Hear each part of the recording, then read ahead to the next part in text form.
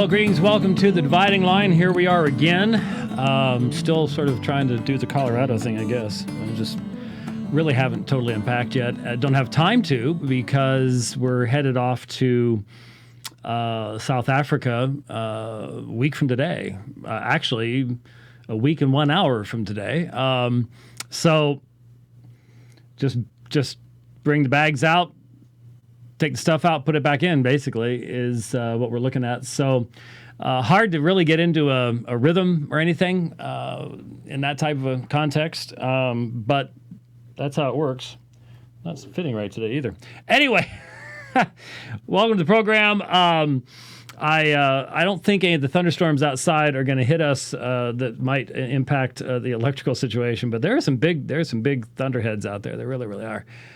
We've got the monsoon going here in Phoenix. Yesterday was cloudy all day long, pretty weird. But we have important stuff to get to today. And up in Colorado, I addressed, hopefully in a helpful way, a lot of people felt that it was, the issue of apostasy in regards to the Joshua Harris situation. He is just the current name. Every year has its apostate. Apostate is not an insult. Bart Ehrman is an apostate. He made a profession of faith. He no longer makes a profession of faith. And as a result, it is a technical term that describes someone in that situation. And but what's intriguing on a certain level is what sometimes when people leave the faith, well, let's use this illustration. How many times have you known someone who was raised in a Christian family and raised in the church and kept under the pressure of gospel preaching, expectation, discipline, and then as soon as they leave home, a totally different person. All of a sudden, drinking and drugs and sex, and they just run off into the world. And a lot of people look at that and go, well, see, I thought if you train a child up in the way you should go, it won't depart therefrom, et cetera, et cetera. Well, that's only one proverb not dealing with the reality of regeneration. If they're followers of God, yeah. But if they're not, if they remain rebels in their heart, they're just biding their time until that pressure is taken off, and then the explosion takes place. And, you know, in God's mercy, a lot of those folks find mercy later on in life. Their lives have been scarred as a result and all the rest of that type of stuff. But anyway, we see it happen all the time. I can think of a bunch of people raised in the church. As soon as the pressure comes off, there you go. And so, did you see that? Oh, gosh. Anyone who asks that question obviously has no idea what Sola Scriptura is and has never listened for a second to anything about it. Someone just tweeted, show me the chapter and verse that says Sola Scriptura in the Bible. You know, I've only written entire books on the subject. And when you get that kind of thing, you're like, you haven't read anything, listened to anything. How many debates have we done on Sola Scriptura? I've lost count. At least half a dozen with Roman Catholics, and it comes up in almost every subject. Yeah. Anyway, sorry, I shouldn't have Twitter within such close proximity. It's actually Twitter used to be over here, and now it's over here, and so it's even worse. Anyhow, I suppose I can. This is the picture that I'm talking about here. This is Joshua Harris at a gay pride event. His shirt says, "Love is Great Britain," and he's got a rainbow-colored donut there and some sort of a frappe something, I don't know, caramel something from Starbucks. I don't know what SB7 is. but it's probably something about homosexuality, I would imagine. And there are other pictures hanging out with some known homosexuals. There are people openly speculating maybe he's going to become a homosexual. I don't know. All I know is someone who basically was involved in the purity culture, and then obviously because of his books, because of what he made from his books, there was a restraint for a certain period of time, but that restraint has now been removed. Marriage has ended. He's come straight out and said, by any standard I can think of, I'm not a Christian. And so all of a sudden he's running around at gay pride events. How does something like that happen? I mean, it's understandable for someone to have doubts or questions, but what this demonstrates is it's not so much about doubts and questions. Once that restraint has been removed, then there, in some instances, not in all instances, but in some instances, we do have this kind of a reaction and a response. I'm not going to predict what the future is going to hold for him. I certainly would hope that God would have mercy. But there's also the reality, it's sort of like we're in the book of Hebrews. I preached on Hebrews 6 at Hope Chapel in Colorado Springs on Sunday. And it wasn't Hebrews 6, 1 through 4. It was Hebrews 6, about 9 to the end of the chapter, which is an exhortation. It is an expression of confidence. We are convinced of better things concerning you, things which accompany salvation, that kind of thing. And of course, that's that beautiful section. We have an anchor within the veil where Jesus has gone as our forerunner into the holy place, and priesthood of Melchizedek is sort of a preview of what's going to be coming up in the next couple of chapters. It's really, really neat. Anyway, and the sermon's available. The folks at Hope Chapel in Colorado Springs asked if they could post it, so if you wanted to listen to it, you could track that down. But the point is, in the book of Hebrews, you have strong warnings directly in between strong passages of exhortation. We are convinced of better things concerning you. And that's because when you look out at the Christian congregation, you don't know what fills the hearts of these people. You can't tell. And so you have to warn and at the same time encourage, and at the same time recognize God's sovereign over all these things. That's the now and the not yet of Christian ministry in a fallen day, in a fallen age. And so I sort of feel the same thing here. You have to warn people. I mean, if you make a profession and then you go out and do this type of thing, there's going to be great judgment. You've had great light. But at the same time, for the person who's constantly examining themselves, you don't look to yourself, you look to Christ.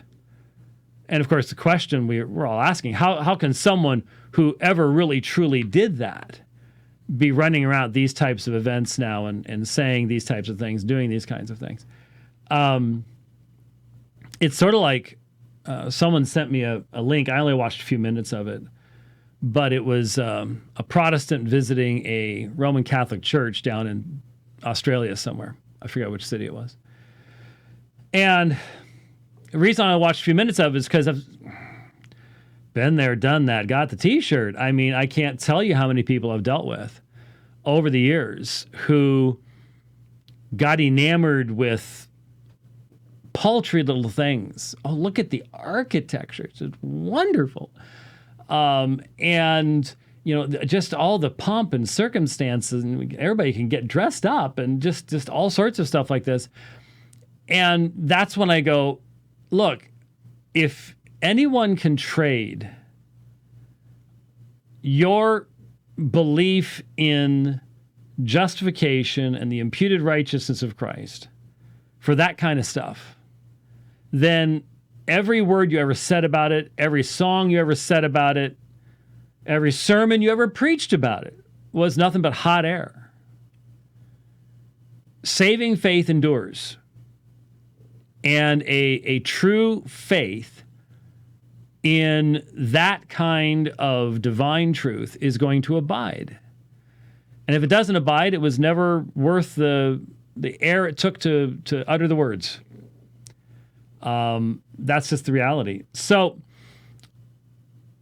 I don't know when it was I used the term tsunami of apostasy. I think it was around the time with that one pastor, Southern Baptist pastor, whose son came out as homosexual, and I said, look, we're going to be seeing a tsunami of apostasy coming in our culture.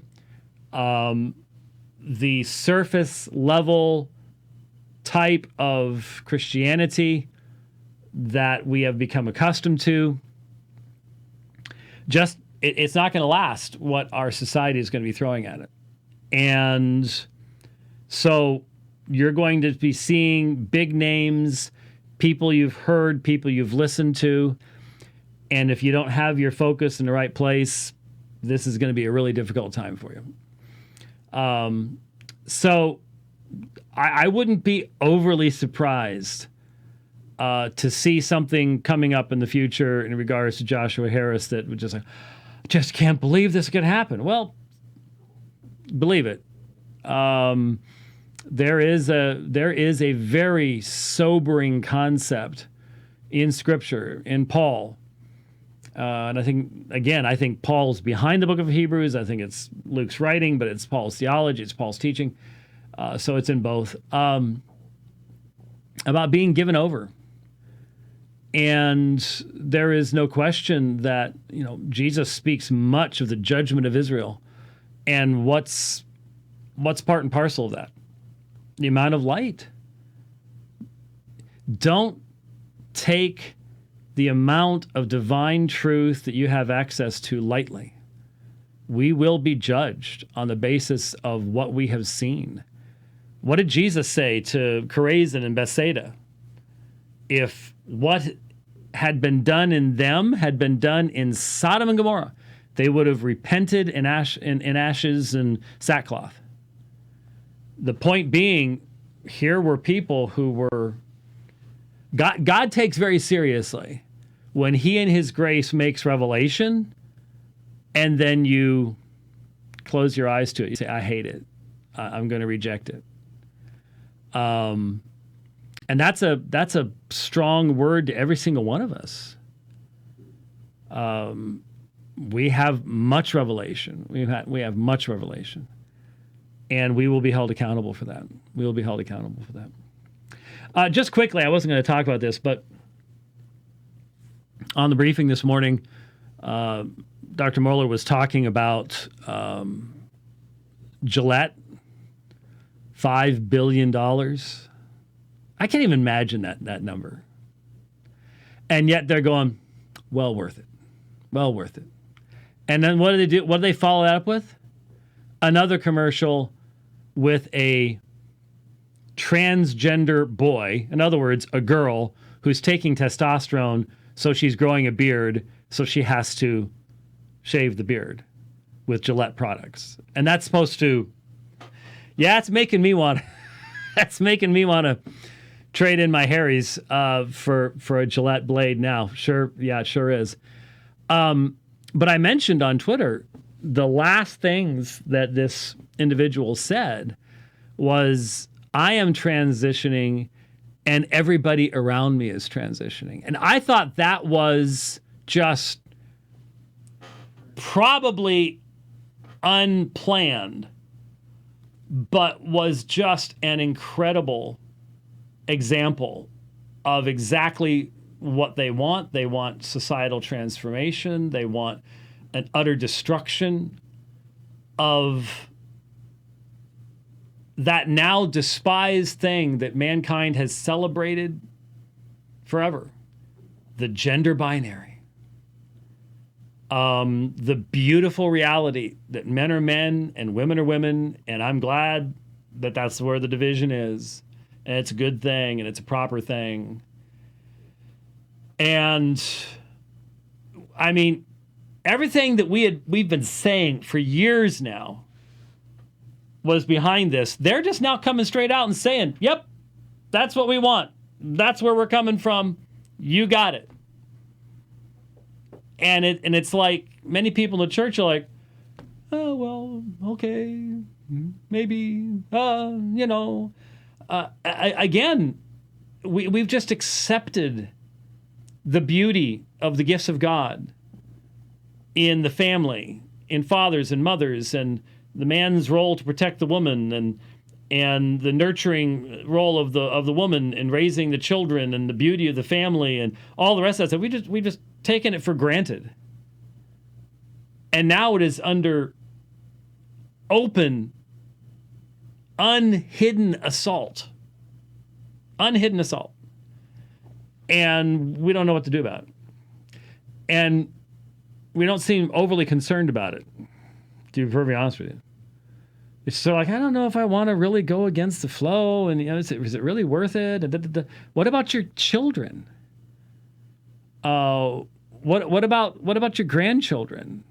What kind of a world are they going to be facing? It seems to be the question that not a lot of people are asking, unfortunately.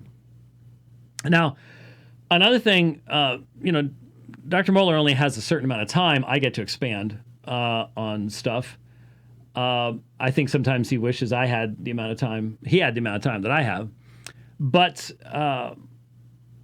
one of the issues that was raised also today was the issue of religious liberty. Well, aside from, I think, yesterday or the day before yesterday was the California curriculum, which was stunning. I mean, I'm sorry, I am too old to even begin to have the slightest respect for people who can't spell the English language.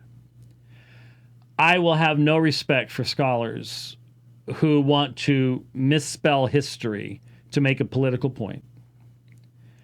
The whole idea that even words now, it's just my reality. There's no way around it when you think about it.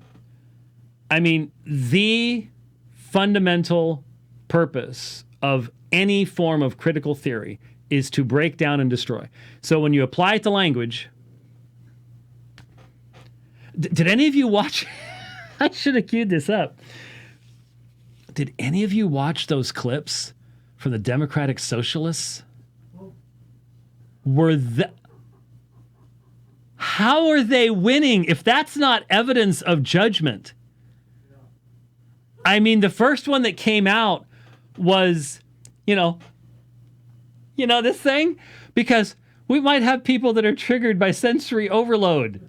I mean, this is the biggest room of freaked out snowflakes you've ever seen in your life. And so now I know this is actually sign language for clapping, because remember, did you ever see that golden buzzer thing from America's Got Talent? It was either Britain or America's Got Talent, one of the two. It had Simon on it. And the girl had lost her hearing, and yet she didn't want to give up her music. And so she would feel the beat through, she would be barefoot on the floor so she could feel the beat. And she played a ukulele, and she had this beautiful song. She got a golden buzzer. Simon gave it to her. It was awesome. It was great. But her interpreter, the people in the audience caught on that clapping in sign language was this, and so they all started doing this. Well, that's great. But here you've got the Democratic Socialists, and because there might be someone who gets sensory overload, not only do you can't whisper, there can't be any, and then everyone's doing this number, and then finally someone says guys, and this guy with red hair in a red dress, but it's a guy, it's a transgender with flaming red hair and a red dress, gets up and said, "Would we please stop using gendered language?" And it's just like, wow, you would think something like that would just die a natural death but it's not. What was the one comment that was made about smell? Walking into a room and not being too strong with your smell. I didn't catch that one. I didn't see that. It was every sense you can think of that was being addressed in this. You can't do this. You can't. Oh, I know. Don't walk into that quiet room and smell too strong. It's like, you got to be kidding me. How are these people even? I don't. It's judgment, man. It's judgment. Wow. This is wow. What can I say? It's just. I mean, a lot of people are just laughing at it, but that's our future. The way we're going. That's our future. The way we're going. Those are the elites. Those are the people taking over the universities. It's just stunning. It really is. Which leads me to again emphasize something that I think is vitally important, and that I'm hearing in, well, for example, the story of the California curriculum, because that is going to be impacting. I understand. I understand the difficulties and the challenges. I get it.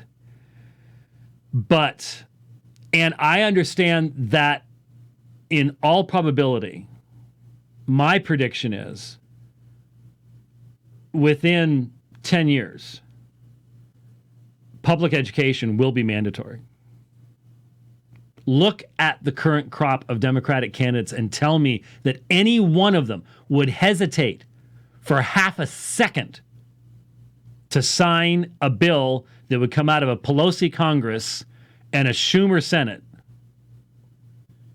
that would end homeschooling and require compulsory public education of your children. Just look at me and tell me that. I don't believe you for a second. They do it in a heartbeat. As soon as you have a socialist president and a socialist Congress, that's what they're going to do, because they know they have to start this indoctrination as young as possible. Now, will we survive that? That's where my German friends have been for decades. Homeschooling is not allowed in Germany. There are still Christians in Germany. Has that had a deleterious effect upon the church? Yes. But are there Christian parents there who recognize that they now have to invest more time with their children as soon as school is done to try to undo the damage? Yes. That's how totalitarians work. I'm just telling you. As far as I can see, that's one of the first things they would do, is exercise their totalitarian instincts. But if you have the freedom right now, I don't mean the economic freedom, I mean the legal freedom, man, you've got to be educating your own children. I'm not cut out for that. Well, if God gave you kids, he'll get you through it. He'll get you through it. You look at this curriculum. That curriculum is going to be what goes in California doesn't stay in California. That's the problem. It infects the entire left coast and the entire right coast, and then it starts percolating into the middle, and it'll be in Austin, Texas, and it'll be all over the place. And it's pure Marxism. We are falling to Marxism because took over the education system. We don't even remember what it was. The next generation doesn't even know what Marxism was, did, and don't care. They don't care. And so, how many times do we have to say it? You forget the lessons of the past, doomed to repeat them. And the worst thing to be as a historian who knows the lessons of the past, you have to sit around and watch everybody doomed to repeat it anyways. That's just how it works. So, the curriculum stuff. Did you notice, for example, Dr. Mo was talking about the glossary, the definition of social justice. Exactly what we've been saying is the functional definition of social justice all along, but my fellow Christians pushing this stuff, oh, no, that's not what we mean. Then why do they mean that? They mean forced equality of outcome, forced redistribution of wealth. And by the way, I saw somewhere on Facebook, and this is really good. This is, I think this would work real well. If you want to teach your children why they do not want to be socialists, what you do is you get one of them and you say, if you'll clean the bathroom really well, I will give you $10. And when they get done cleaning the bathroom, you hand them $10 and you say, okay, hold on a second. And then you take 7 of it back and go in the front room and distribute it amongst their siblings who did nothing. And say, now you understand socialism. That's how it works. But they didn't do anything. Right. Doesn't matter. That's socialism. I thought that was a pretty good idea. Good. People will vote one way until they actually start working and see how much money they earned and how much they never saw. That's a real practical thing. Anyway, so the Marxists are here. The definition that was given of capitalism, everything, the Marxists are here. The government is now God. The government is God. Was the government God behind the Iron Curtain? Bingo. Is the government God in China? Bingo. Is the government God in North Korea? Bingo. And now it's here. It's here. And this system cannot survive that. The system cannot survive. It will collapse. It will collapse in upon itself. The liberties and freedoms will go the way of Venezuela faster than you can shake a stick at. Anyway, the other thing related was the issue of religious liberty. And it was fascinating to recognize, and this is very, very important to keep in mind, in the debate, which was in the Wall Street Journal, the discussion was between David French and a woman by the last name of Hamilton. And Hamilton redefined what religious liberty is. And this is what we're going to be facing. My understanding is she was a law clerk for Sandra Day O'Connor. So that gives you an idea of where the totalitarian leftists are in the Supreme Court. They're complete ideologues. They detest the Constitution and the foundation upon which it was based. But basically, religious liberty is simply the government cannot force you to believe anything. Anyone who reads history knows that there were established religions in the United States when the Constitution was written.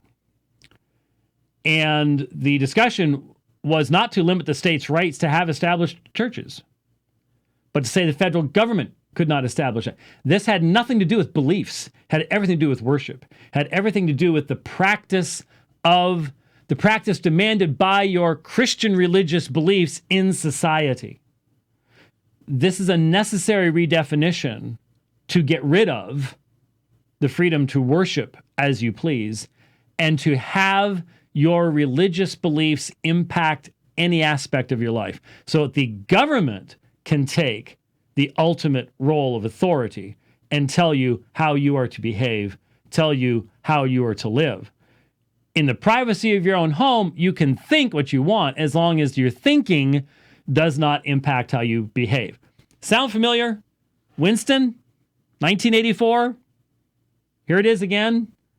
It's like they are using it as a guidebook. But these are real people teaching in real institutions of higher learning, and this is what we're facing. This is what we're facing. Now, what's fascinating to me is any Christian should automatically recognize how this is a frontal attack upon their faith. Because there is no way you can read the New Testament and look at terms such as aletheia, truth, pistuo, to believe, pistuein would be the infinitive form, and not recognize the inherent actions necessary in utilization of these terms. What I mean is, truth is something you do. You believe in the truth and you act on the basis of the truth. The idea that you can make the bifurcation that Caesar is now demanding. You can put your beliefs over here, but when you come out amongst the rest of us, you cannot act in light of your beliefs, which means they are saying the government can tell you what to believe because your beliefs determine how you're going to act. I mean, that's obvious. It was a complete canard to do what Hamilton was doing, but that's what we face today. That's the issue. And so for Christians, we have to be straight up and honest. The issue will constantly be begging of God by His Spirit, being involved in a church where this is discussed, having fellow believers who can give you guidance, and learning to draw the necessary lines between faithfulness to Jesus as kurios and subjection to established governing authorities as far as that is possible for a Christian to do. Where's the line? How do you draw that line? What are the consistent principles? You can't just do it because one day you get up and you're fed up with what somebody says on Facebook and so I'm going to do this.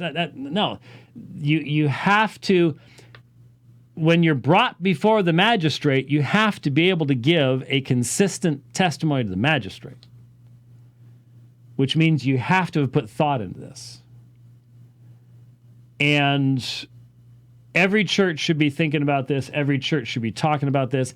It's not the time to have an emergency meeting once the pastor's in the hoosegow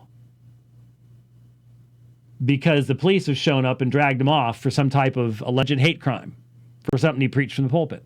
Now's not the time to do it. That's not the time to be doing it. Now's the time to be doing it. Now's when we got to think these things through. Now when we have the time, where are we going to draw that line? What cost are you be willing to pay? Because this is moving fast. This is moving very, very fast. And, I mean, honestly, I was going to bring this up, but I forgot to do it. I had not even heard the term white nationalist until the Charlottesville thing. That's when it all of a sudden, poof. How does something just go poof? How does it all of a sudden just appear? And now it's in all the rhetoric. And now if you actually think that the United States government, in the Constitution anyways, is superior to the government of Venezuela, then you're a nationalist. And if you happen to not be a person of color, now you're a white nationalist. And that's the most evil thing on the planet to be, and you need to repent of it immediately. How did that happen in 2 years? Or was it 3 years? I don't know. Short period of time. Very short. Well, no, it couldn't have been 3 years because Trump was president. So it was early on. So it's been 2 years, maybe a little over 2 years. How did that become a sin in the church? Once you understand critical theory, once you understand its fundamental incoherence and its fundamental destructiveness to the ability to speak. 2 years next week, yeah. Its fundamental destructiveness to your ability to reason, to speak, to express, to differ, anything. You'll understand. That's why there was reason to be concerned about resolution number 9. There is reason to recognize that if you're listening to these debates that are taking place, and I couldn't listen to all of them, but I was able to listen while driving. Once you have an idea of what the academy is all about with critical theory, whether it's race theory or gender theory or theological theory, whatever it might be, just put whatever you want between the C and the T. You understand everything these people are saying. You understand why they're arguing the things, why they're saying the crazy things that they say. You really get it. And the thing is, you should understand that this whole system has no place for the Christian God. When you understand its systems of oppression and oppressed, never any redemption, never any end game, you're always stuck in the same cycle in critical theory. It doesn't matter if you're not a person of color, you are an oppressor. You will always be an oppressor. Even when you try your best to be an ally, there is no forgiveness. There is no end game. You will always be in the position of the oppressor, the evil one, the one that has to now be suppressed so as to bring about justice, which isn't biblical justice. There's no place for God to raise up one person and exalt one person and give one person power and give one person wealth. God's not allowed to do that in critical theory because there is no God to do it. It's a very Darwinian perspective on the world. There's no place for providence. There's no place for Christian blessing. No place for blessing. None. If you are a part of a particular group, you can't count your blessings. If you're oppressed, it is against the system to count your blessings. You are sinning against your oppression if you experience Christian contentment in this system. There is no place for theology. There is no place for a Christian anthropology. There is no place for personal responsibility. There is no place to be held accountable for your attitudes. Your attitudes are irrelevant. You're either part of the oppressed or the oppressors. Your attitude doesn't matter. There's no grounds for judgment. There is no final day of judgment. So to see people playing with this battery acid in the church, you just go, don't you see what this stuff is? Don't you see what it's going to do? You can't wed this with Christian theology and call it good. They're mutually exclusive. And when you hear the rhetoric and you see the insanity, when you see the confusion that transgenderism brings, and then the clash between homosexuality and transgenderism and all this stuff, it makes sense for Christian worldview, but you need to understand it flows from a totally anti-Christian worldview. You cannot just bring this in and go, well, let's just take a look. This is sort of interesting to look at. We'll just no. It's acid. I remember in college, I never really liked the labs all that much. I preferred class over the labs, but you had to have these labs, and especially chemistry and stuff like that. And sometimes you had to deal with some pretty nasty acids. I remember there was 12 molar HCl. That's right, 12 molar HCl. You did not put it on your molars, I assure you of that. That is a measurement of its acidity. And man, you had to mask up and glove up and everything, because this stuff would just eat almost anything. You had to take it very, very seriously. We're living in a day today where there are actually people that are saying that stuff like scientific method, logic, rationality, these are colonial ways of keeping oppressed people down, and we should throw these things off. I hope they don't do that and play around with 12 molar HCl, because it's going to eat your fingers off one way or the other, and I do not want to get into a plane designed by someone who thinks that logic, rationality, the rules of logic and reason and science and things like that, that's tools of the oppressor, and they're going to throw that off, because that baby ain't going to fly. Literally, it isn't going to fly. Is there something you were... Oh, I was just going to point out. Have you that- connected the microphone thing directly to your camera now? It just automatically pops on, or do you have to do both No, at I the have same to time? hit two buttons at the same time. That's complicated. Yeah, it's very complicated. Imagine what one of those people would have to do if I think you're oppressing somebody when you turn I the- am, turn and the- I'm happy to oppress people without any problem whatsoever. But it occurs to me that someone who thinks like that is going to find out that if they think that's oppressive, wait until they start going hungry, because they're going to go hungry real fast. Oh yeah, of course they are. Of course they are. No question about it. But until that happens, they can live in a fantasy world, I guess. So I'm sorry, Michelle. Did you see that one? I would have been okay going the rest of my life without knowing this commercial existed. Yeah. It's been out for weeks, though. It didn't make nearly the splash until I heard about it this morning. And it's sad. I mean, I commented about it on Facebook. I feel for this young lady who's just been destroyed.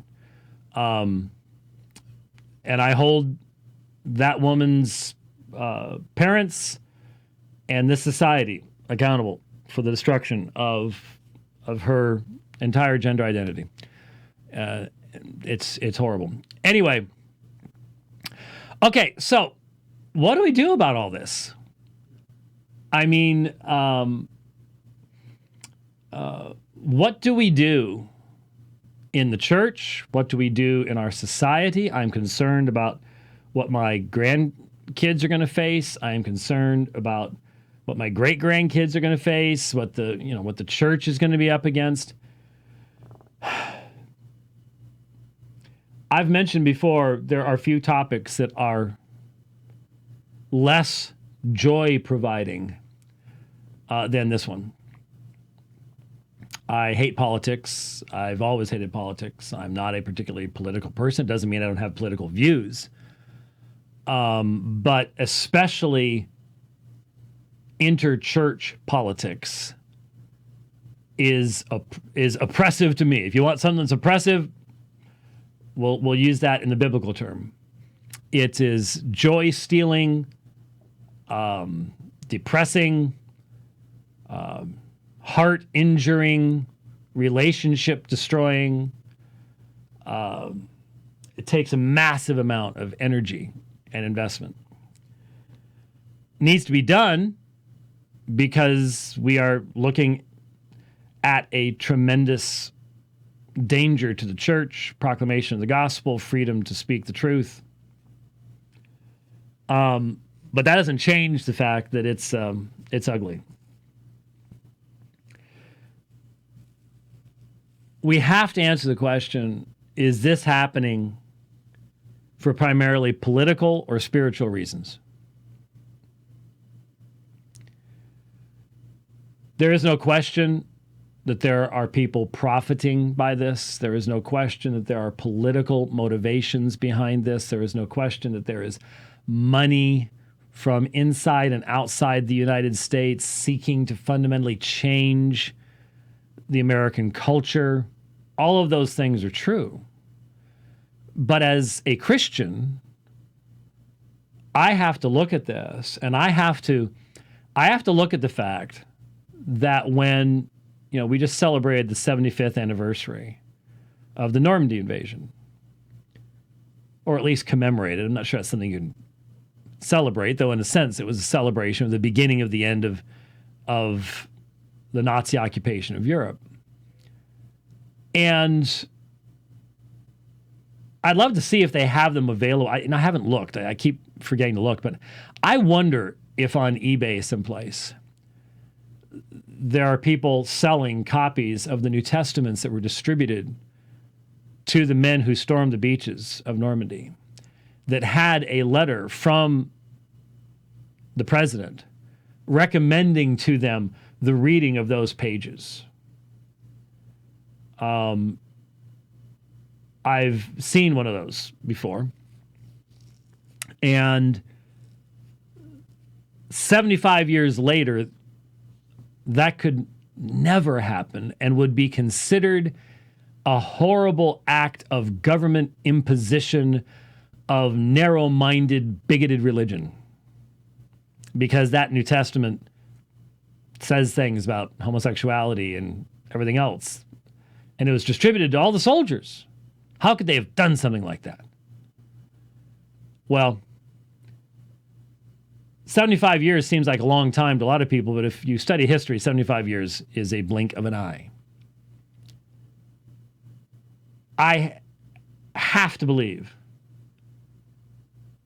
on the basis of biblical teachings concerning how God has dealt with nations in the past, that we as a people in the United States and Western culture as a whole have had such blessing of light and truth that to sin against it as we have, to turn against it with malice aforethought, to specifically and knowingly reject God's standards, must bring God's judgment. What we're seeing today is self-destructive. No society can possibly survive the kind of insanity that allows for 10-year-old cross-dressing boys to be allowed to publicly dance in front of homosexuals. The mutilation of male and female bodies at 8 years old on the altar of the insanity of transgenderism. The murder of tens of millions of innocent babies at the very time when we know the most about their humanity and their development, more than any other time in world history. What can explain this? What can explain? Look, after the shootings this weekend, it's been pointed out that more people die every weekend. I mean, sometimes Chicago, not as bad, but during the summer, that's Chicago every weekend. You put Chicago, Detroit, and Los Angeles together, and it eclipses everything by far. But nothing is said about it. Nobody cares. Not in the media, because there's no agenda to push. But because of these shootings, the level of de-civilization in our public discourse was stunning. The behavior of people, the language that was... Did you notice that the Democratic candidates like the F-bomb? That they love to swear in public? Especially at the president? Where did civility go at all? The layer of civility that holds this whole thing together is rather thin, and it's getting real close to breaking apart. And I look at that and I go, that's the judgment of God. And so what is the only thing that can change that? It ain't politics. It's not going to be a political solution. It's not going to be, we've got to desperately hold on the White House and we've got to get the right Supreme Court justices in there, and then you got to get the House back in the... That's not going to... I'm sorry, that is... I'm simply giving you my opinion. As a Christian minister, I don't see that as our hope. I don't see that as our hope. And certainly when we talk about the church, it cannot be that our hope is to be found in who holds what positions and in maneuvering to get this person out and that person in, and you know, I've got some dirt on that person over there, and well, then maybe he'll talk to that person over there, and all this, all the political machinations and maneuverings in the church, where I thought we're supposed to relate to one another on a completely different level. But we can't trust everybody in the church. That's right. That's right. Paul undoubtedly at one point in time trusted Demas, and he had the argument about John Mark with Barnabas, and they went their separate ways. seems even the apostles struggled with the fact that in this life, people are going to disappoint you. And I would imagine that Paul was quite hurt when people went into apostasy. I mean, he was left alone in Rome. I'm alone. All these people who for all these decades have been looking to me as an apostle and listening to me preaching, and they've seen the miracles, and I'm alone. I'm alone. It seems to me that from a political perspective, we are a bit hamstrung. We are under responsibility to act and behave in certain ways that are not the most politically advantageous. I have to accept the confession of faith in Christ that someone else makes when it's a credible profession. And that means I have to treat them as a brother, even if they have different views than I do. And they may take advantage of that. Yep, that's right. But you won't get to where you go. You need to go. You won't make the political points you make. Yep, that's right. Have you seen what the church has gone through at the hands of the world down through the entire history of the church? And have you seen what has happened to the church when it adopted politics as its mechanism? Look at the Borgia popes. Is that where we want to go? They were good at politics. And we look back at them and say, not even slightly Christian.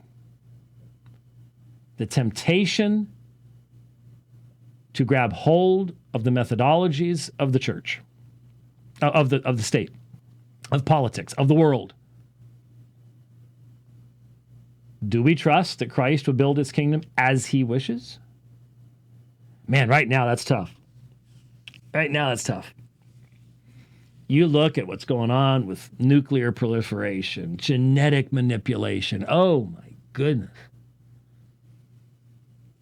But I just keep reminding myself, if I had lived in 1348, almost anywhere in Europe, I would have had more reason to think, it's over. Christ isn't on his throne. There's going to be no future. We're all dying. That was when the Black Plague was sweeping through. So I have to try to keep that kind of perspective. But the point is, as a Christian, I know I am going to be in a weaker position in politics because I cannot bow the knee to Caesar and I cannot use Caesar's methodologies. And I have to accept that there are going to be people on the other side of important issues that in heaven I may be closer to them than to anybody here on earth. I have to live in that reality. And it's not comfortable, and it's not easy, and I'll be taken advantage of, and I'll have people attacking me unfairly. And you know what I've got to do in every one of those situations? I might need to read the Psalter. Because the psalmist went through that over and over and over again. And you know what he did? He cast himself on the Lord. Lord, you hear what they're saying. You see how I've been betrayed. Vindicate me. And sometimes there are some psalms where the vindication didn't come in this life. Vindication didn't come in this life. So how much do we really trust? How much do we really want to see that day come that's going to reveal everything? How much do we really trust that's going to happen? I'm asking myself a lot of these questions, folks. I really am. Just being brutally honest with you. Do I think the social justice movement is one of the greatest dangers we ever faced? Yep. Do I see it dividing the church? Yep. Do I think critical theory is demonic in its impact upon the church, upon ethics, morality, everything? Yep. Sure do. Seeing it all around me. But what I'm also seeing is that those of us that see that, we're turning into cannibals. We're eating our own. We're eating our own. If you don't do it the way I think it needs to be done, you're now one of my political enemies too. We can't do that. But that person over there isn't acting as quickly, or that person over there, I don't like how they do. Leave them to the Lord. You are not the Lord. You're not the Holy Spirit, and you can't judge those things. Speak the truth, speak it clearly, warn, and leave it to the Lord to make those words come alive or not in the hearts of other people. Folks, I've thought about this for years. You've heard me say it for years. A sound, united, discerning church is a blessing on any nation.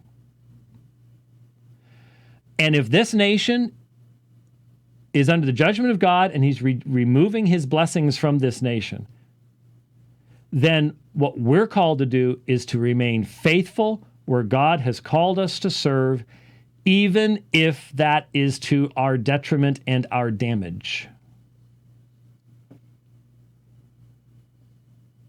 If you say otherwise, show me from Scripture. Show me from Scripture where we're supposed to do it differently. Where I have the right, because of the political situation of my day, to treat other Christians differently.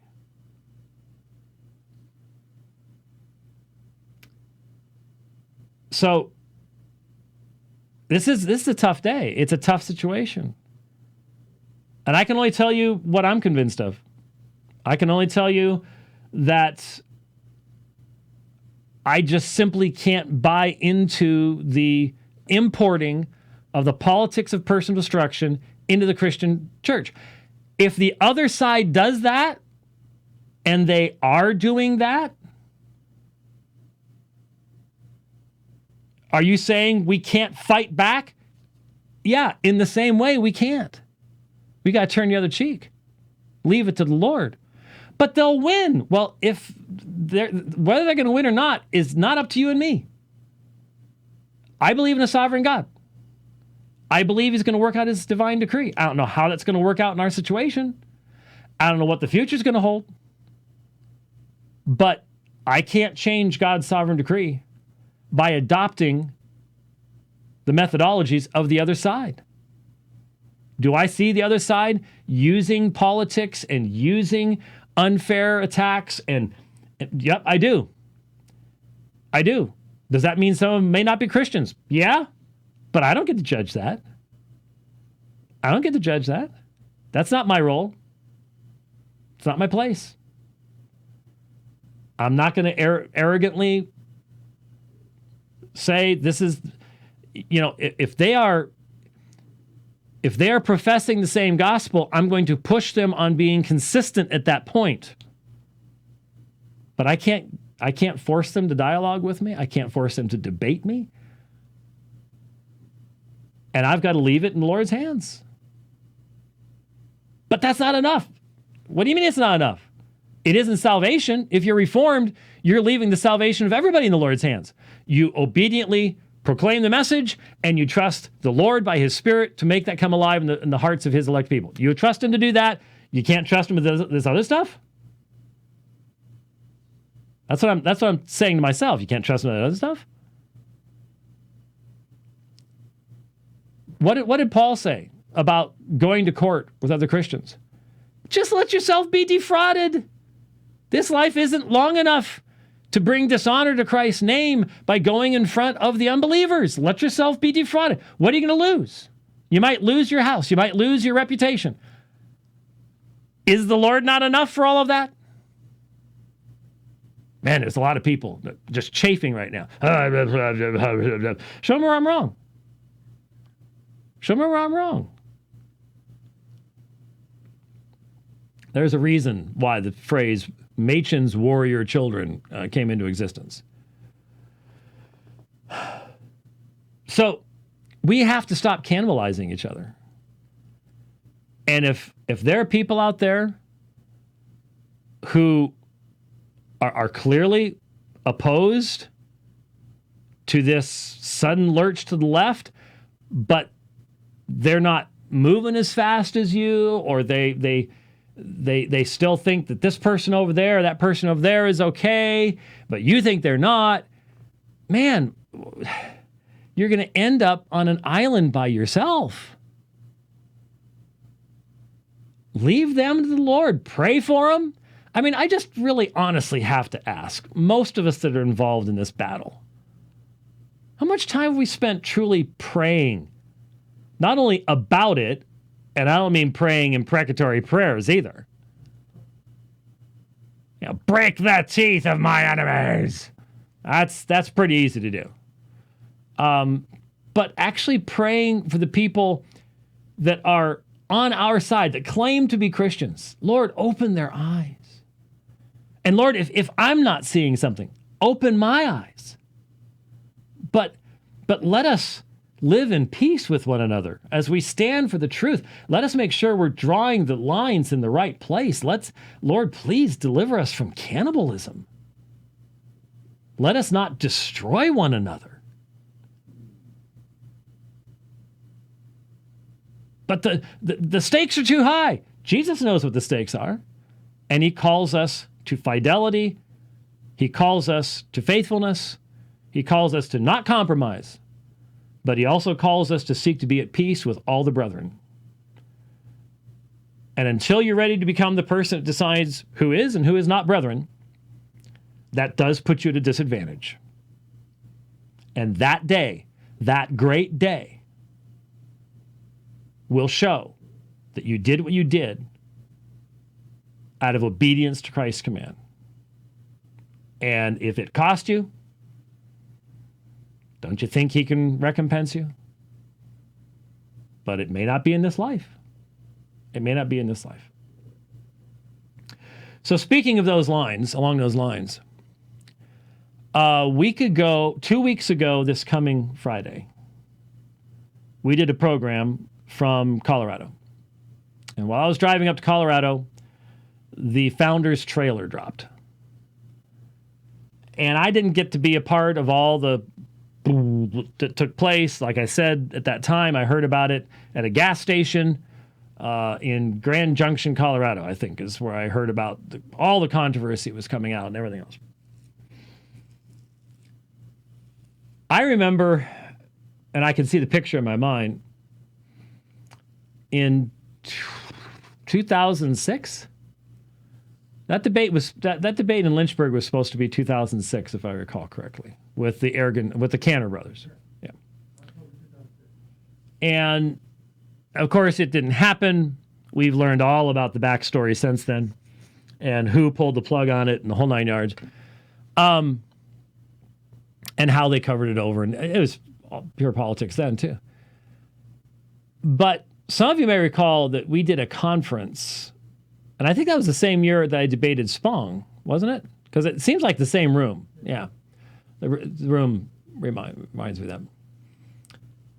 And one of the sessions that we did in that conference before we did a cruise, I think it was in Tampa. Orlando. Okay, wherever. It's in Florida.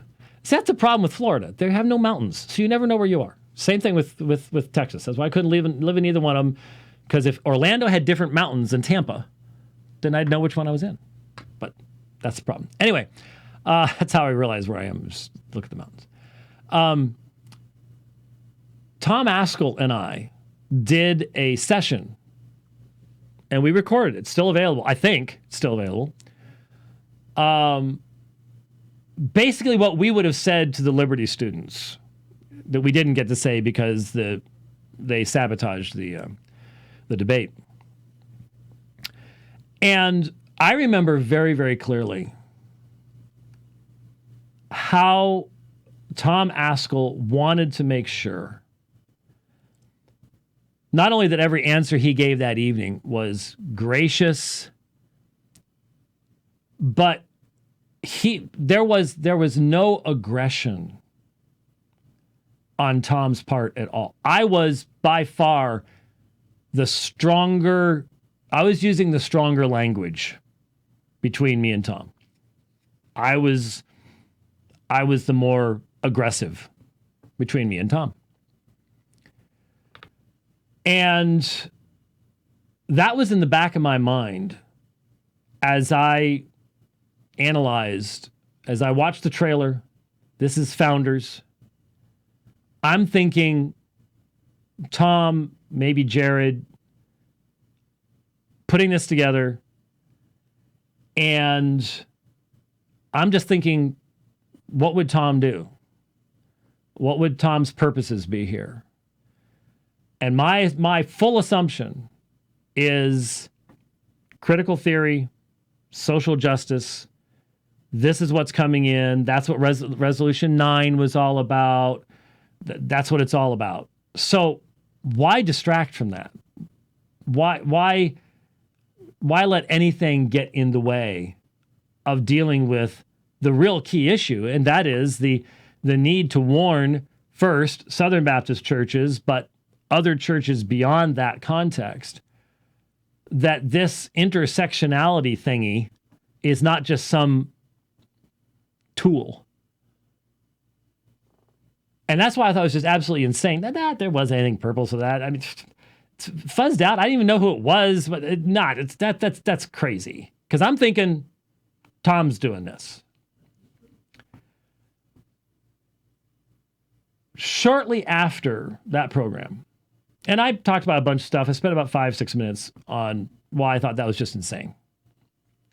Shortly after that, I started getting information about the fact that Tom wasn't the one doing that. There are other people involved.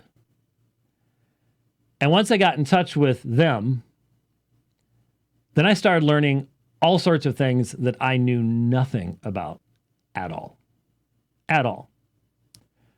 So, I start finding out about what was going on at the convention. I wasn't at the convention.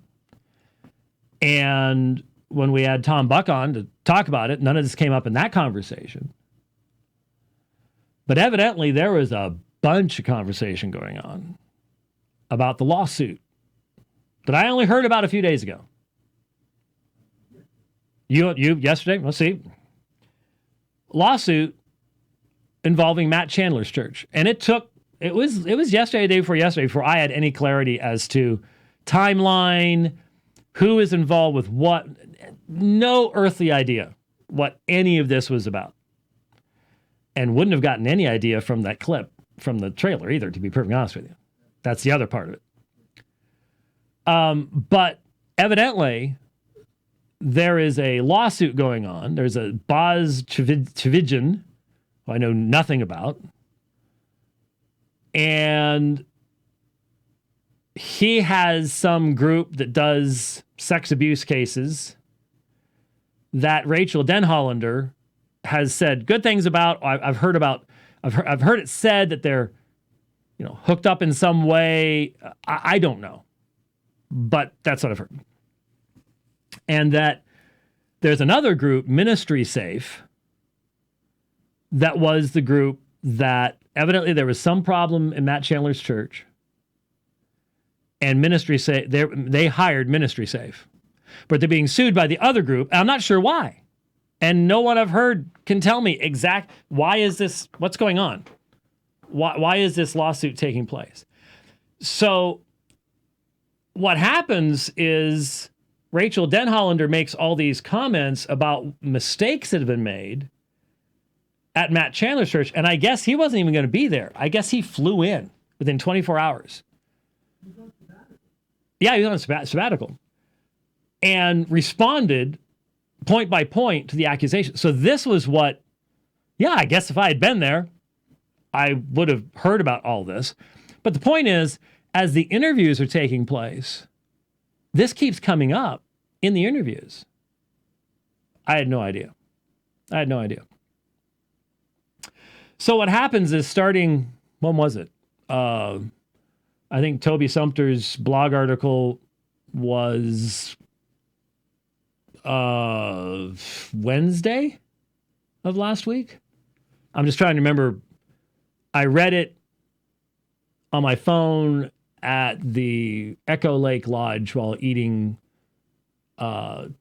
chicken strips after climbing Mount Evans by myself, solo, to get over the absolute terror of heights. That it was chicken strips time. Yeah.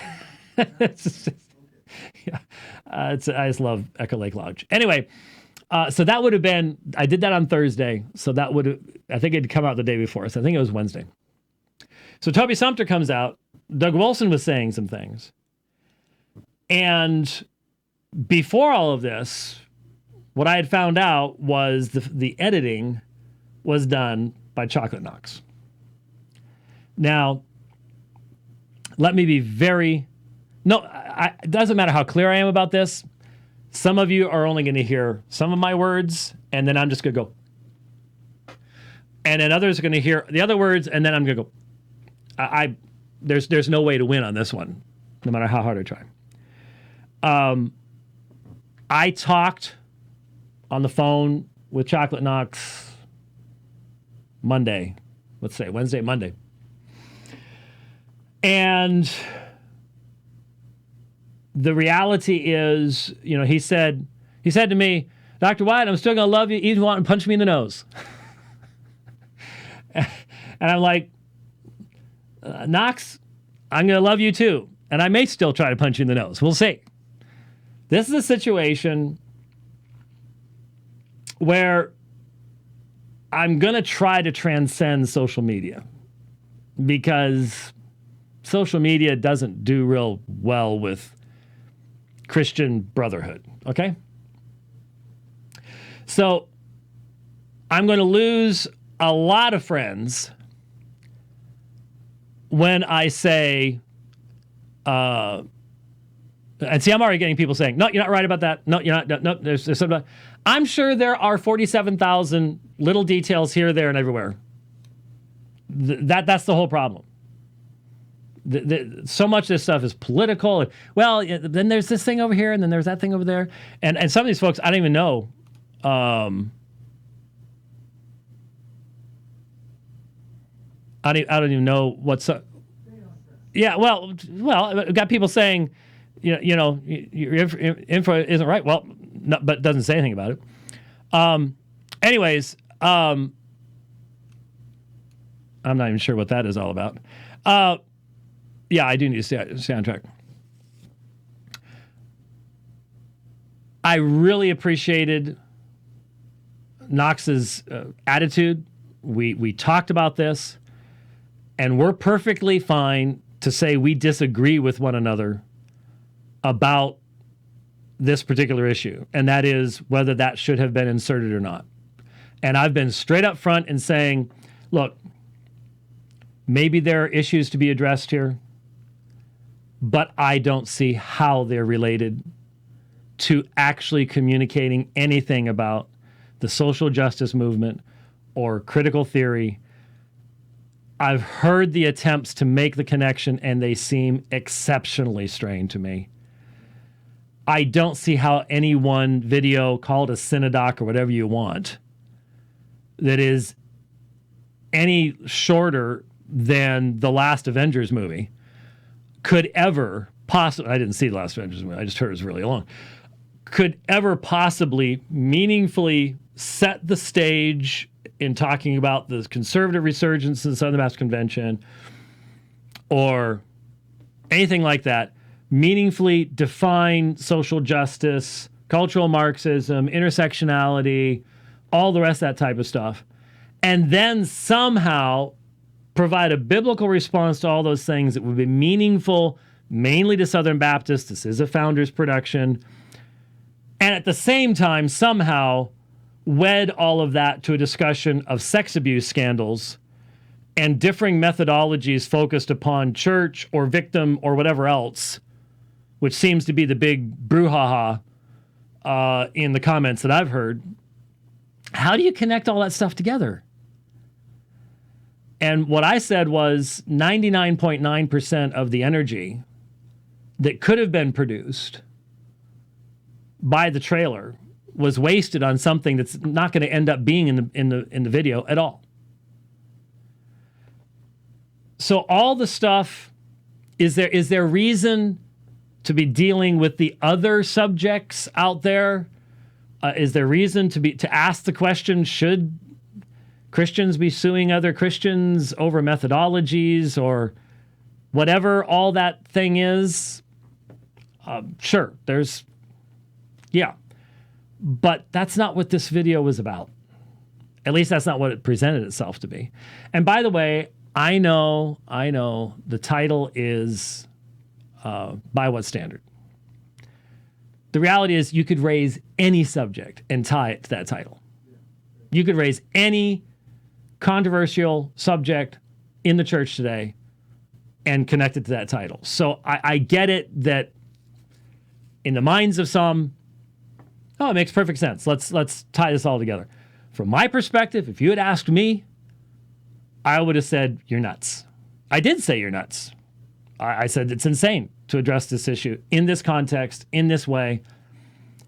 And especially, I mean, I would say if you're going to insert it, then you don't blur it, you don't do it for 1.5 seconds, and you put enough in there to actually make a point.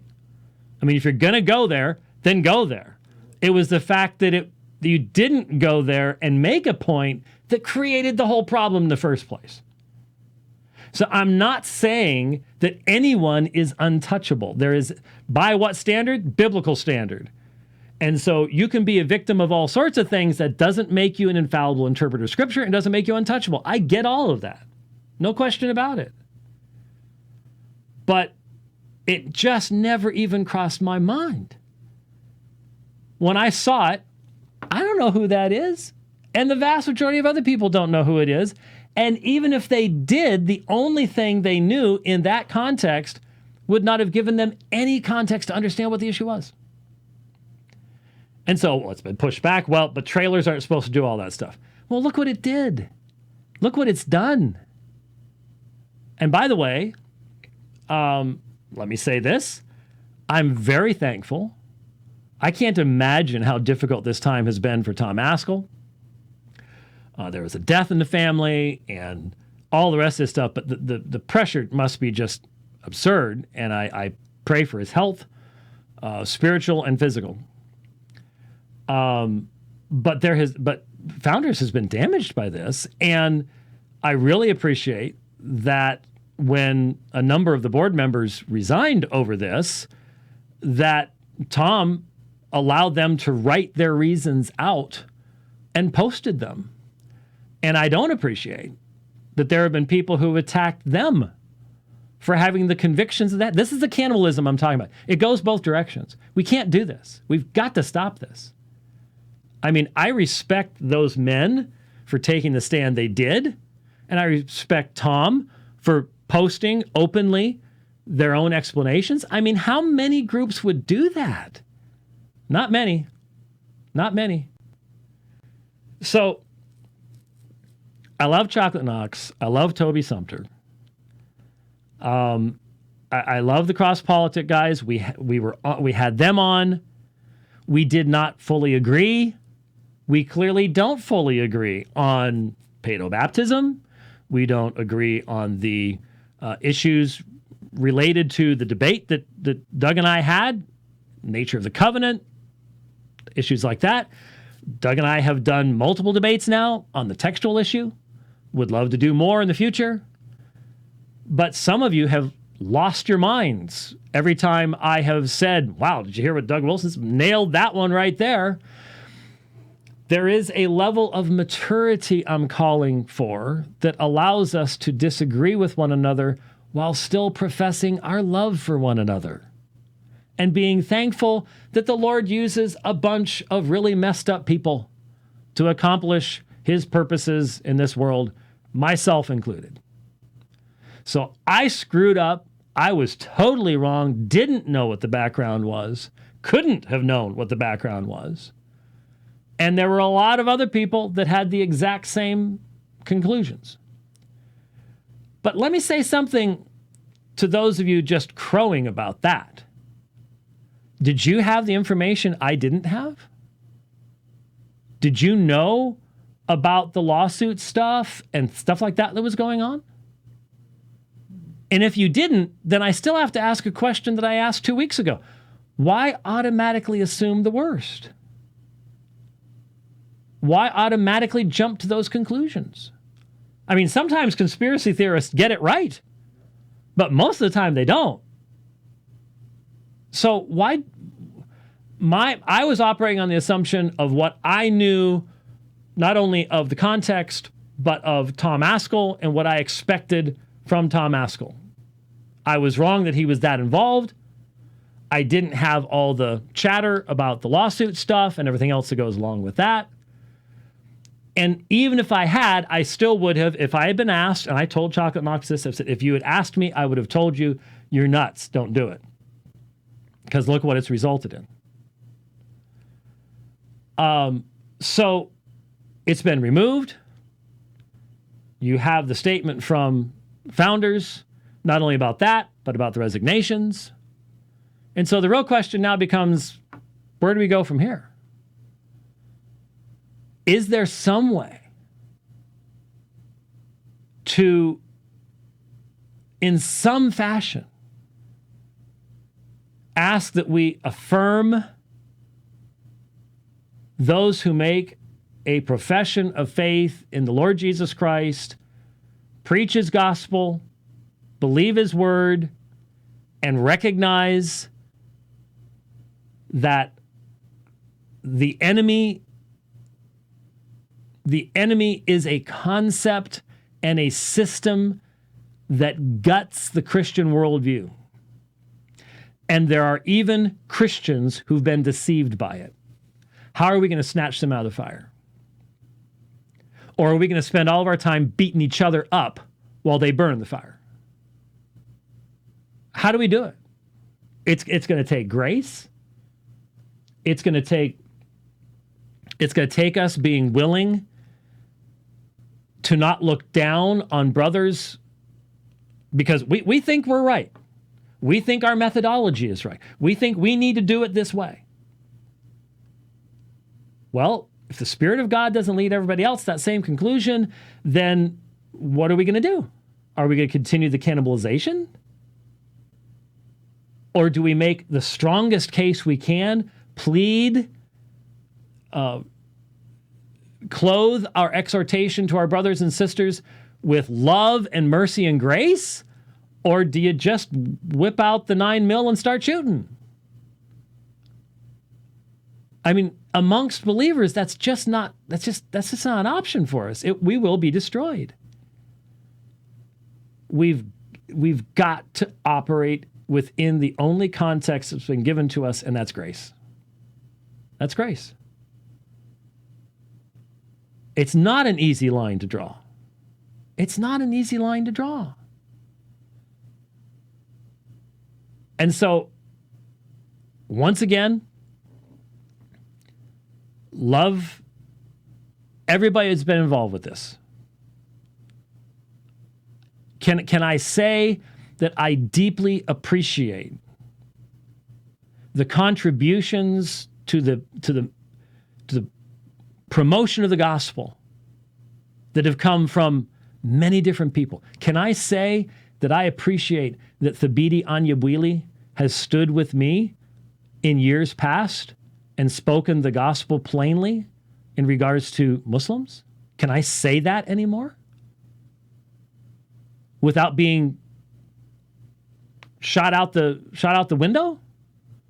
Can I be thankful for what he's done for the kingdom while still disagreeing strongly with the developments that I've seen? Do I have to say that Thabiti is not a Christian anymore? Can I debate Doug Wilson and go, man, I've never heard anyone write the way he writes? He has tremendous insights. It doesn't mean I agree with him on everything, but can I be thankful for what he's done for the cross politics guys? Can I be thankful for anybody in the Southern Baptist Convention without getting them in big trouble? Can I be thankful for Al Mohler? Can I pray for Danny Aiken? Yeah, even Danny Aiken. Can I pray for him? I shook his hand recently. He says he's a fellow believer. How do I deal with that? If I adopt the idea that I have to have the same attitude toward any one of those individuals that I would if I was a Republican congressman shaking hands with Nancy Pelosi. We all know why they shake hands, but we all know what they're thinking. If we do that, our souls will be eaten out of our bodies. I just have to ask everybody, being real honest here. How much damage are you taking in your soul right now in our culture because of the attitude you have toward other believers? Only you can answer that question honestly. Only you can. I can't. I can't look into your heart. But can you look at me and honestly say, you know what? I'm closer to the Lord than I've ever been. And I have more love for the brethren than I've ever had. And I have more desire of holiness than I ever have. Because the folks, I'm telling you, maybe I'm just weak, and some of you are going to say that I am. Fine. But I think there's a lot of people like me who, if we just step back for a second and ask the question, has this advanced my sanctification? My being more like Jesus? Or do I wake up in the morning thinking about this before I think about anything else? Is it the first thing on my plate? Is it the main thing that my energy is focused on? And what's been the result in your relationship with your wife, your husband, your children, your fellow believers at church? How about your relationship at church at all?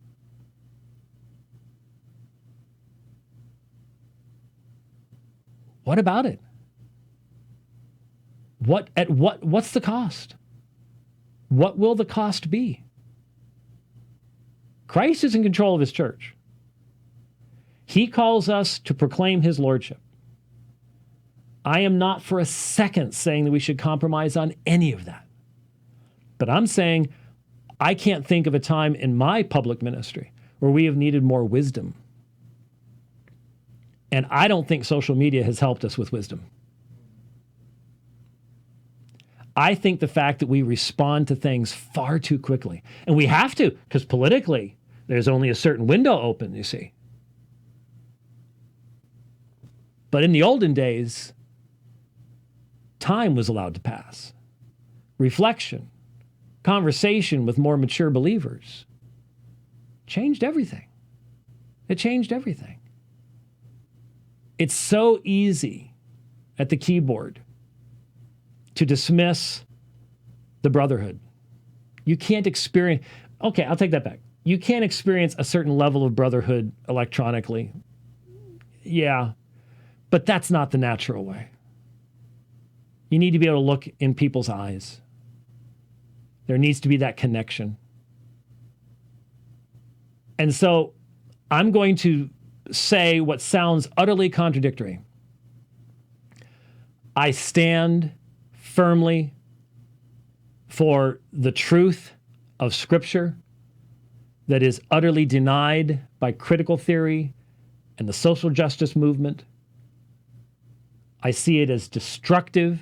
I will argue against it. I will continue to argue against it. I will continue to say that the unity and oneness of the body of Christ is not to be found in those methodologies. It comes from a recognition of our one standing as one people in the one imputed righteousness of Jesus Christ, looking only to the cross and to nothing else. I will stand for that. I will defend that to my last breath, God willing. But at that very same time, I simply refuse to destroy my own soul by setting myself up as judge, jury, and executioner of others. And I will exhort my brothers and sisters who I believe have been infected with a horrible perspective, with a horrible idea. But I'm not going to make it something that says, anybody would believe that must be an unbeliever, must be lying to me. I'm going to leave that to the Lord. And so I'm going to be praying as a believer for a bunch of people. And those people don't necessarily have the exact same perspectives. But I believe they're Christians. And I want to see unity. Not a false unity, a unity born out of a common commitment to divine truth. And so I'm going to pray for and be thankful for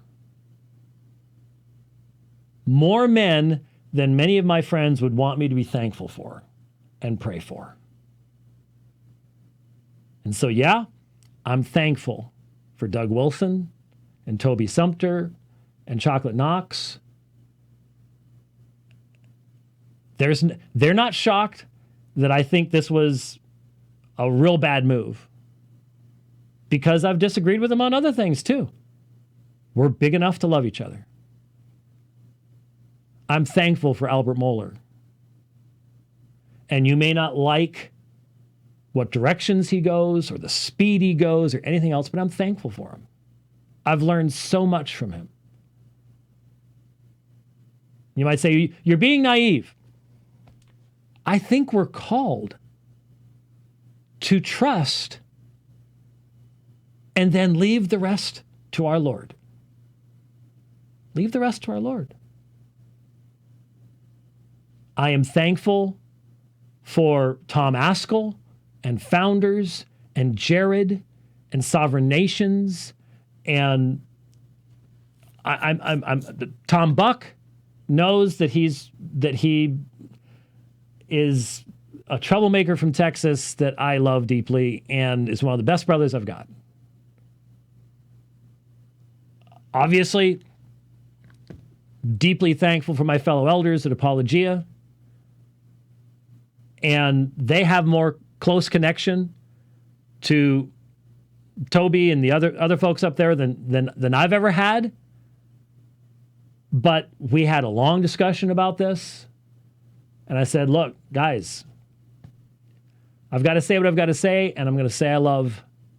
I'm going to be praying, and we need to have unity. And there needs to be some way. Look, I got to recognize, if judgment's coming, God may not see fit to heal these rifts. So we just have to remain faithful in the midst of it. Have to remain faithful in the midst of it.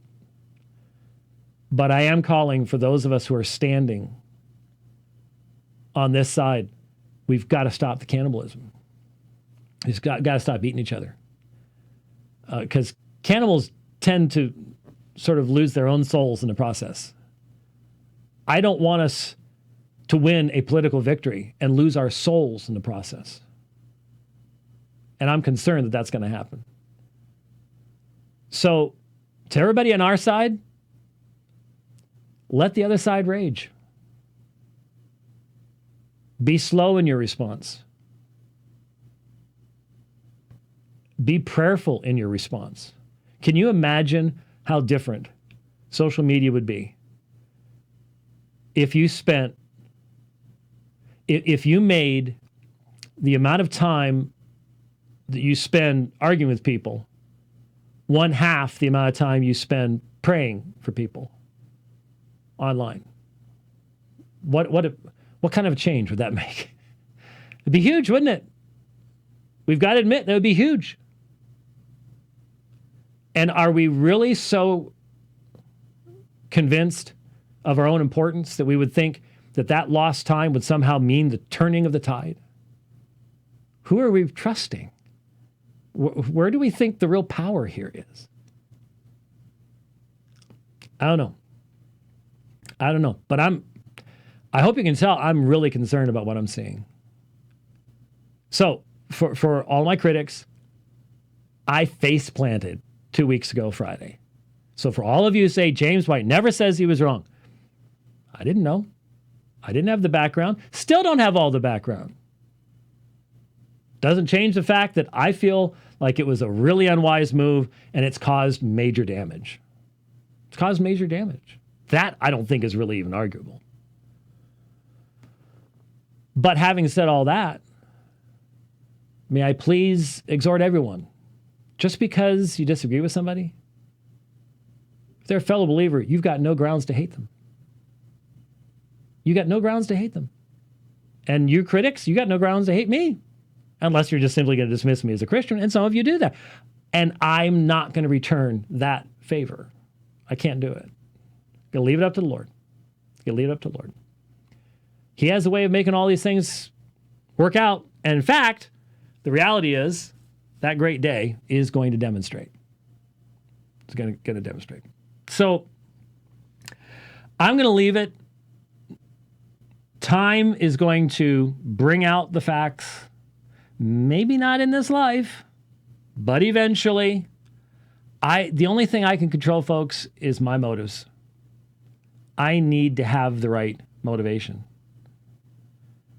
And I'm going to continue to demonstrate biblically that critical theories impact upon who God is, who man is, the relationship, the gospel is absolutely destructive. Must warn against it. Must warn against it. But if you can't do that graciously, what good are you going to do? What good are you going to do? So there you go. I'm sure there's all sorts of other stuff that I was supposed to say, or could have said, or probably should have said better. But there you go. If you, like me, are simply tired of the soul drain, take some time off. Take some time off. Go ride a mountain. Or do what I did. Go get stuck on the side of a mountain in an abject state of terror. Because that's what happened to me. I lived my nightmare a week ago Monday. I lived my nightmare on the side of a mountain, on my my feet and my hands crawling along rocks.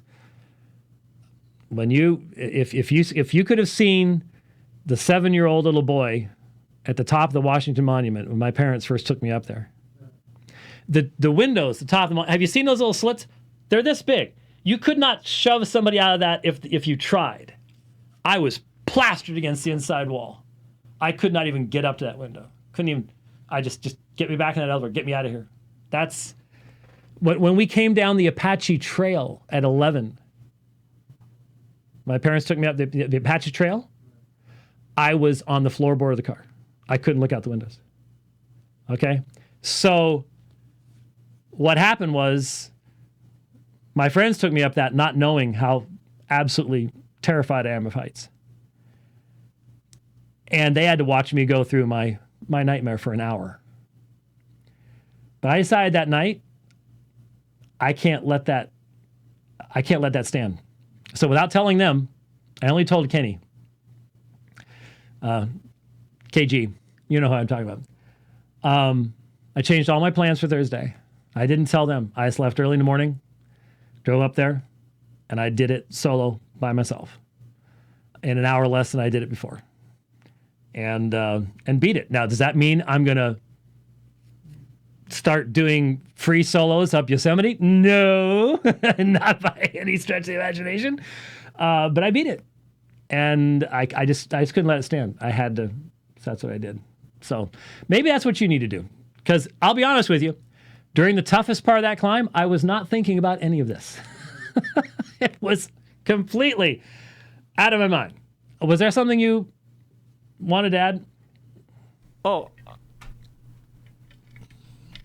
got to get the rich cam up. The only thing that I wanted to add to the portion about Tom and founders was, and I was one of them who were going, this is B-roll, because I could not find any rational explanation for any of it. No. And like you pointed out, the comments that I'm seeing are vicious, and they are merciless, and they on both sides.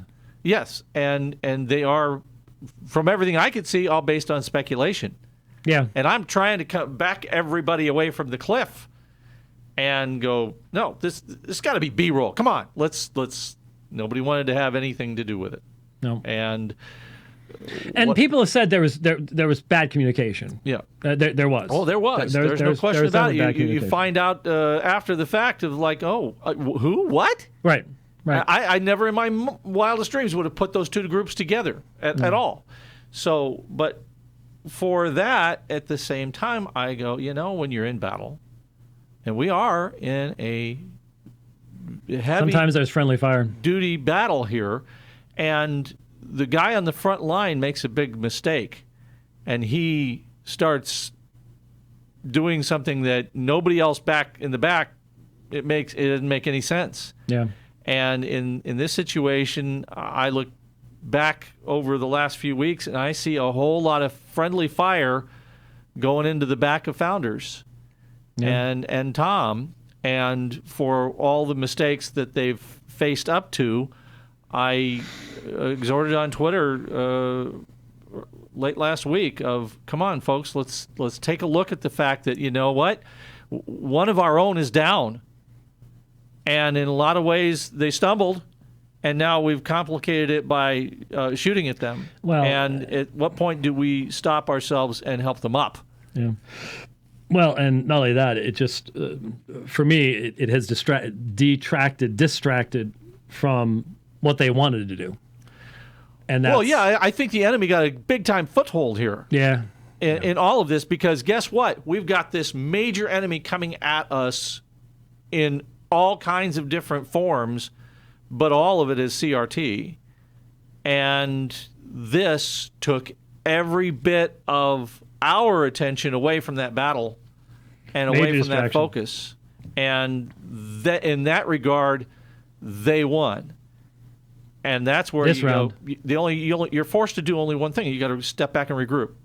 Yeah. And that's what we had to do. Well, yeah, and I'm saying we need to regroup, but that there needs to be more than one person in the group.